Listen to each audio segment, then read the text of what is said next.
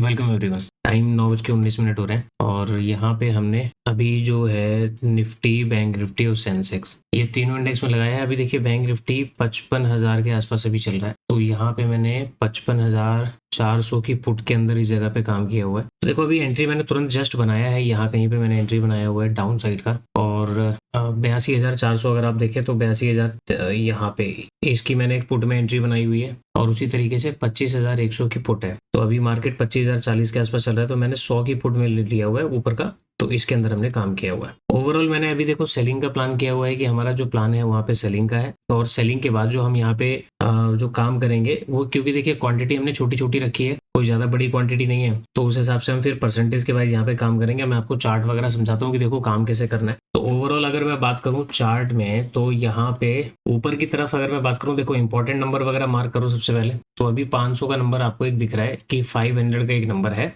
ये एक important number है हमारे लिए। तो ये तो एक राउंड नंबर हो गया। राउंड नंबर के बाद अगर कोई नंबर इंपॉर्टेंट है तो 55,560 के आसपास हो सकता है।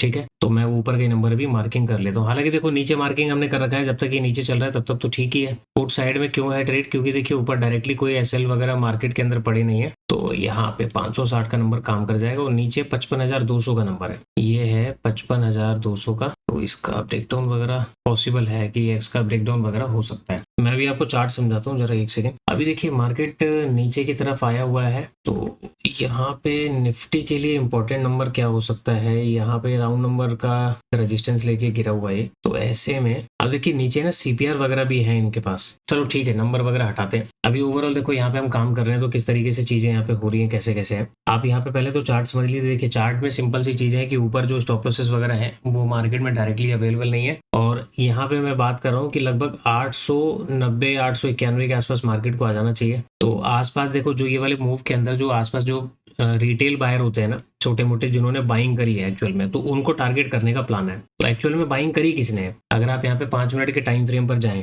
देखो चार्ट को एनालाइज कैसे किया जाता है, कैसे मैं आइडेंटिफाई कर रहा हूँ कि हमें यहाँ पे ट्रेड करना चाहिए। अगर आप यहाँ पे चार्ट को देखें, समझें, तो देखिए पहली बात क्या होता है कि जो मार्केट ने ये मोमेंटम किया हुआ है, इस मोमेंटम में कोई भी अगर बाइंग वगैरह कर रहा है तो मार्केट ने उसको तो पूरी तरीके से निकाल दिया, काम खत्म हो गया।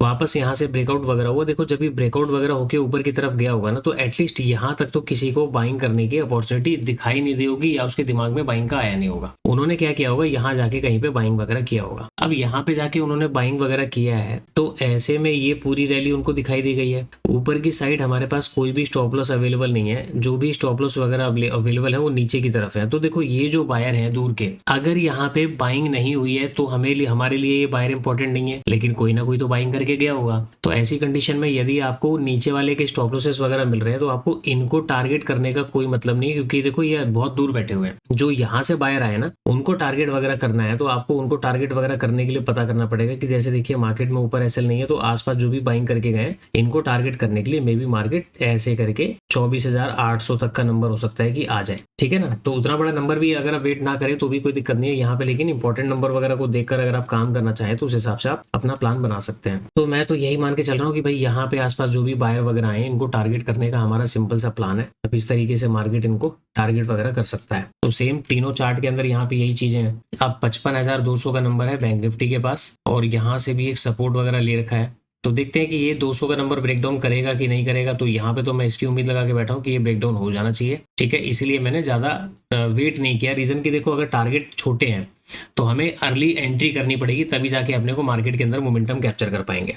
यहाँ पे भी क्या हो रहा है, ठीक है, चार्ट भी समझा दिया। तो अभी 25,000 के नंबर पे सपोर्ट वगैरह बना के बैठा है, तो एक बार ये ब्रेकडाउन वगैरह हो जाए तो ज़्यादा बेटर है। और यहाँ पे 82,200 के बाद 82,000 का नंबर है, तो ये 82,000 का नंबर मान लेता हूँ कि यहाँ पे एक नंबर अपने को दिख रहा है, ये वाला नंबर। इसको अभी मार्किंग करके रखते हैं और देखते हैं कि कहाँ पे क्या काम होता है। तो अभी तो देखो छोटा मोटा मोमेंटम करने के बाद अभी ये साइडवेज हो गया टोटली, ज़्यादा कोई मोमेंटम कर नहीं रहा है। तो अभी हमने ओवरऑल क्या किया, हमारा जो प्लान है वो सेल साइड का था, तो सेल साइड में भी हम यहाँ पे बैठ चुके हैं। मार्केट अब नीचे आता है, कहाँ तक आता है फिर मैं आपको दिखाता हूँ कि कितनी क्वांटिटी है और कितनी क्वांटिटी है, कितना हम इसके अंदर बुक करने वाले। देखो टारगेट आज छोटे रहेंगे, ठीक है, आज मैं टारगेट ज्यादा बड़े एक्सपेक्ट नहीं करके चल रहा हूँ। मिल जाए तो वो एक बात अलग है कि मिल जाए तो मिल जाए, अदरवाइज हम यहाँ पे क्या करते हैं, अब हम वेट करते हैं मार्केट के अंदर देखो अगर ये 82,000 का नंबर आ जाए, इसके पास भी आ जाए ना, तो हमारा काम हो जाना चाहिए। तो अभी थोड़े बहुत चलने तो शुरू किए हैं इन्होंने।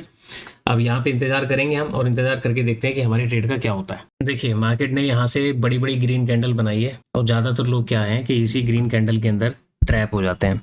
उन्हें लगता है कि मार्केट के अंदर, देखो मैं ना इसलिए बोलता हूँ बार बार, अगर आपके पास मार्केट का डायरेक्शन समझ में आ गया, आपको डायरेक्शन समझ में आ गया, तो मोस्ट ऑफ द टाइम इस प्रकार की कैंडल से आप बच जाओगे। अब क्या होगा, हमारा प्लान जैसे कि हमने कल डिस्कशन किया कि भाई देखो चार्ट में स्टॉप लॉस नहीं है, हमारा प्लान सेलिंग का होना चाहिए। चलो हमने तो ऊपर के लेवल पे सेल कर दिया, अभी हम लॉस में तो है, लेकिन हमें क्या हो रहा है, बॉटम में बाय करके जो हम सेल करते हैं, तो बॉटम वाला लॉस नहीं है, अपने को यहाँ वाला लॉस है जो हमने यहाँ पे सेलिंग किया। अब होता क्या है, ये ग्रीन कैंडल देख के ना आपका जो डायरेक्शन है वो बदल जाता है। नहीं नहीं नहीं नहीं सर, सेलिंग नहीं करना, बाइंग करना है। यहाँ पे 5 मिनट में ऐसी कैंडल बन रही है, 5 मिनट में वैसी कैंडल बन रही है।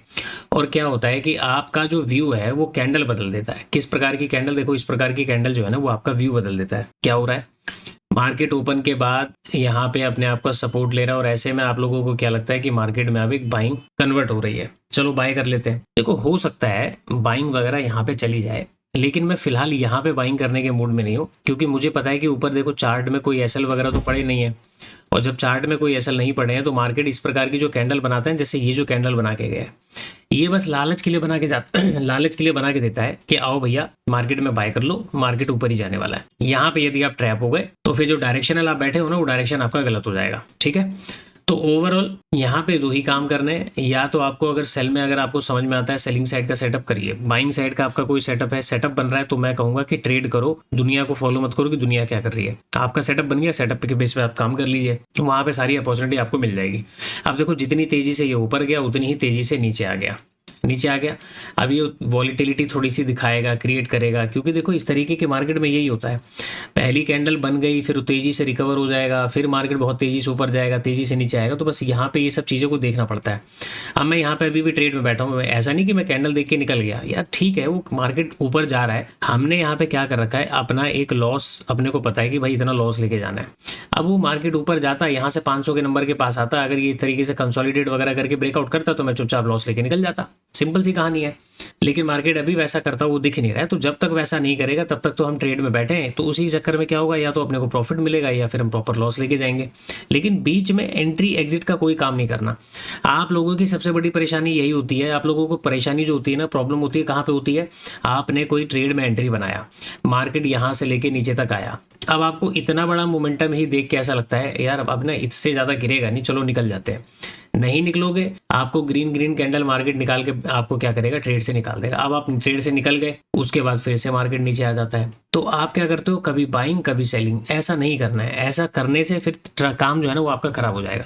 तो वेट करते हैं, अभी मार्केट नीचे की तरफ आया है, वेट करेंगे, प्रॉपर वेट करेंगे। अब देखो निफ्टी के पास मेरे को थोड़ा सा अंदाजा है कि ये थोड़ा सा ज़्यादा गिरना चाहिए, 940 के आसपास का एक सपोर्ट है, देखते हैं कि 940 के आसपास ये आता है कि नहीं आता। 940 के आसपास का एक सपोर्ट है, तो यहाँ तक ये आ जाए, इसके लिए तो मैं 82,000 का ब्रेक करने का वेट ही कर रहा हूँ कि 82,000 ब्रेक डाउन कर दे तो बात ही बन जाए। अदरवाइज हमारा जब तक टारगेट नहीं होता हम तब तक वेट करेंगे। या तो अगर मार्केट ऊपर की तरफ चलेगा यहाँ से वापस घूम के, तो ये 500 के आसपास जाने के बाद क्या करेगा, ब्रेकआउट वगैरह करेगा, तो मैं यहाँ पे जाके अपना एसएल दूंगा। ठीक है, तो तीनों इंडेक्स में काम किया, छोटे छोटे यहाँ पे अपने जो क्वांटिटी है वो है, तो ज़्यादा दिक्कत वाली बात नहीं। ओवरऑल हम परसेंटेज वाइज काम करेंगे। चलिए मिलते हैं दोबारा सेशन के अंदर। देखिए जी, मार्केट अभी ऊपर जाने के बाद वापस नीचे की तरफ आता वो दिख तो रहा है, तो अभी भी लगभग हम देखो यहाँ पे तो हम अच्छे खासे लॉस में चले जा चुके थे, लॉस के बाद वापस हम प्रॉफिट के अंदर आए हैं। तो अभी भी हम वेट कर रहे हैं, अब देखो कब तक मार्केट काम करेगा। दूसरा यहाँ पे मैं आपको क्या समझाना चाहता हूँ, इस वाले चार्ट में देखिए, ये है बैंक निफ्टी का चार्ट जहाँ पे 55,500 का एक रेजिस्टेंस है। पीछे का जो हाई है उसको अभी तक कल मार्केट ने क्लोज नहीं किया था और इसके अंदर जाके रेजिस्टेंस पे क्लोज किया है। तो मे भी हो सकता है कि देखो सेलर ने इस रेजिस्टेंस को देखकर सेल किया है, तो इन सब के स्टॉप लॉस आपको ऊपर मिलने वाले हैं 55,800 के पास। और यदि यहाँ पे कोई सेलिंग नहीं हुई, केवल बाइंग हुई है, किसको देखकर, निफ्टी ने जो प्रीवियस हाई है इसका ब्रेकआउट को देखकर अगर कोई बाइंग करके गया, तो सबके स्टॉप लॉस 24,800 के आसपास आपको मिलने वाला है। यानी कि डाउन साइड में जो ये रैंडम प्लेयर है इनको टारगेट करने का काम हो सकता है। तो एक इंडेक्स ने तो ब्रेकआउट कर दिया, अब ये ब्रेकआउट करके रीटेस्टिंग करके कंटिन्यू करेगा या ये वापस नीचे की तरफ आएगा, ये आपको समझना पड़ेगा। और यहाँ पे जो ब्रेकआउट नहीं किया, इसने रेजिस्टेंस लिया, तो ये कंटिन्यू करेगा या ये ऊपर चला जाएगा। तो देखो अगर ये मोमेंटम ऊपर गया तो यहाँ से ये रिट्रेसमेंट होने के बाद डायरेक्टली ऊपर चला जाएगा। यदि 500 के आसपास कोई सेलिंग वगैरह हुई है तो हमारा ट्रेड यहाँ पे गलत हो सकता है। ठीक है, ये ट्रेड हमारा गलत हो सकता है। तो मैं निफ्टी के चार्ट को भी लगे हाथ देख लेता हूँ। यहाँ पे ब्रेकआउट हुआ है, तो ब्रेकआउट के बाद अगर ये छोटा मोटा रिट्रेसमेंट भी करता है तो बाकी के बायर्स वगैरह मार्केट में हो सकता है कि काम करने हैं। तो लेकिन अगर ये नीचे की तरफ आ जाए ना, जैसे यहाँ से ब्रेकडाउन वगैरह करके, तो फिर क्या हो जाएगा, बायर्स को आसानी हो जाएगी यहाँ पे बाइंग करने के लिए ऐसी कंडीशन में। तो ये चीज़ देखना है। दूसरा, अब मैं चार्ट को ओवरऑल अगर देखूँ तो देखो नीचे क्या हो रहा है, मार्केट ने अपने आप को यहाँ पे होल्ड किया हुआ है, राउंड नंबर के ऊपर कहीं कहीं बार बार होल्ड किया हुआ है। तो अगर करंट डे के चार्ट में मैं बात करूं तो भी देखो बायर के एसएल वगैरह तो यहाँ पे कलेक्ट हो चुके हैं, यहाँ पे बायर के एसएल कलेक्ट हो चुके हैं दोनों चार्ट के अंदर।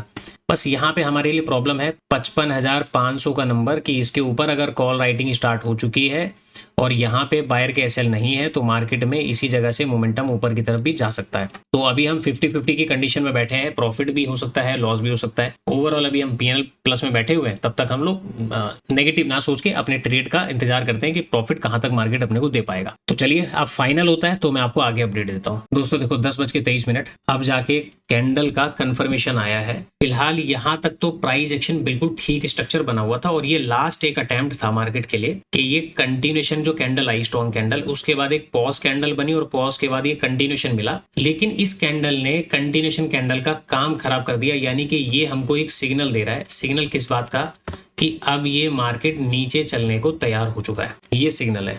अगर पीछे का रेंज देखें जहां पे मार्केट ओपन हुआ, उसी ओपनिंग रेंज के अंदर मार्केट ने ट्रेड किया और एक भी कैंडल क्लोज नहीं हुआ। इवन ये वाली कैंडल ऊपर गई तो देखो ऊपर से प्रेशर देखो आप सेलिंग का, कि सेलिंग का प्रेशर किस लेवल तक का है क्लोजिंग प्राइस से, जो रेजिस्टेंस लिया मार्केट ने। इवन 82,500 का नंबर है क्लोजिंग प्राइस का एरिया है और यहीं से मार्केट ने बहुत मतलब अच्छा खासा प्रेशर वाला कैंडल बनाया। तो अभी तक तो चार्ट बिल्कुल ठीक था, हम डाउट में थे, लेकिन अब जाके मैं यहाँ पे 80% अब श्योर हो चुका हूँ कि मार्केट अब चलने को तैयार है। क्योंकि जो ये कैंडल बनी है ना, जिस लोकेशन से बनते हुए आ रही है, ऐसा नहीं कि कैंडल बड़ी बन रही है इसलिए मैं बोल रहा हूँ, लोकेशन जो बनते हुए आ रही है, कि मार्केट एक रेंज के ऊपर निकलने के लिए बहुत अच्छा प्राइस एक्शन बना चुका था, लेकिन इसको ये फेलियर में कन्वर्ट करता हुआ दिख रहा है। इसका मतलब अब ये नीचे आने को तैयार हो चुका है। सेम कंडीशन सबसे बेस्ट यहाँ पे बनी थी कि देखिए मार्केट ने पहले ब्रेकडाउन किया, पॉज कैंडल आया, पॉज कैंडल के बाद कंटिन्यूएशन कैंडल आया, नहीं आया, मार्केट ऊपर चला गया। ऊपर जाने के बाद पॉज कैंडल मिला, कंटिन्यूएशन कैंडल आया। अब कंटिन्यूएशन कैंडल में इंपॉर्टेंट होता है कि ब्रेकआउट वगैरह दे, ब्रेकआउट होता है लेकिन कोई भी क्लोजिंग मार्केट में नहीं मिली। उसके बाद मार्केट ने यहीं से रेजिस्टेंस लेके गिरना शुरू हुआ, तो अब देखो ये फेलियर में कन्वर्ट हो चुका है। अब जो प्राइस एक्शन बनेगा वो कुछ इस प्रकार से डाउन साइड में बनेगा। तो मे भी यहाँ से मार्केट थोड़ा सा फास्ट मूव जो है ना वो कर सकता है, तो हमें यहाँ पे आसानी से टारगेट वगैरह मिल जाने चाहिए। तो अब क्या करेंगे, अब तो यहाँ पे 80% श्योर हो गया कि हमारा ट्रेड चलने वाला है, जो कि हम 50-50 पे लटके हुए थे कि पता नहीं चाहे जाएगा नहीं जाएगा। अब ट्रेड तो करना है, अब ट्रेड करने के लिए लोकेशन चाहिए तो वो हमने कर लिया। अब काफी देर होल्ड करने के बाद जब ये कैंडल मिली तो यहाँ पे हम कंफर्म हो जाते हैं। तो अब क्या करना है, देखो अब किसी भी कंडीशन में जैसे प्राइस वगैरह है ना, अब यहाँ से रिवर्सल करके अगर ऊपर जाता है तो फिर ना अब मार्केट क्या हो जाएगा, या तो वो चॉपी मार्केट हो जाएगा या फिर मार्केट ऊपर चलने के लिए तैयार है। तो चलिए वेट करते हैं, देखते हैं कि कंटिन्यूएशन कैंडल कहाँ तक जा पाती है, फिर मैं आपको इसका रिजल्ट बताता हूँ। दोस्तों देखिए 11:31 हो गए। फाइनल अपडेट ये है कि अभी तक हम वापस अच्छे खासे प्रॉफिट में हम यहाँ पे आए थे, लेकिन ये वापस फिर से मार्केट ने डंप कर दिया। तो मैं यहाँ पे अब जो मिल रहा है ना लेके निकल जाऊंगा, क्योंकि मार्केट अब टोटल साइडवेज हो चुका है। तो अभी तक के लिए इतना ही है। तो मैं अपने प्रॉफिट को जो भी है छोटा मोटा वो बुक कर लेते हैं, क्योंकि देखियो अब मार्केट ने एक रेंज पकड़ लिया। अब जिस हिसाब से मैं बात करके मैं सोच रहा था कि यहाँ पे मार्केट ने नॉन स्टॉप मोमेंटम किया, बिना किसी रिट्रेसमेंट के मार्केट में मोमेंटम ऊपर हुआ है, तो आसपास बायर वगैरह बैठे होंगे। और चूंकि ऊपर से कोई मेजर रेजिस्टेंस नहीं है तो ऐसे में कोई सेलर वगैरह हो सकता है कि अवेलेबल ना हो। तो इस वजह से हमने यहाँ पे ट्रेड किया। अब वो ट्रेड बहुत साइडवेज मार्केट है, अब ये कितना टाइम लेगा नहीं लेगा, ऊपर जाएगा नीचे जाएगा, तो यहाँ पे कुछ कहना मुश्किल है। तो इसलिए जो मिल रहा है वो लेके निकल जाते हैं। तो आज का ट्रेड इतना ही था। तो मेरे ख्याल से आज कुछ लर्निंग वगैरह तो आपको मिली नहीं, बट ठीक है, आप लोगों ने बोला कि डिटेल वीडियो चाहिए तो मैंने आज ट्राई किया। तो अभी के लिए इतना ही, मिलते हैं किसी नेक्स्ट वीडियो के अंदर।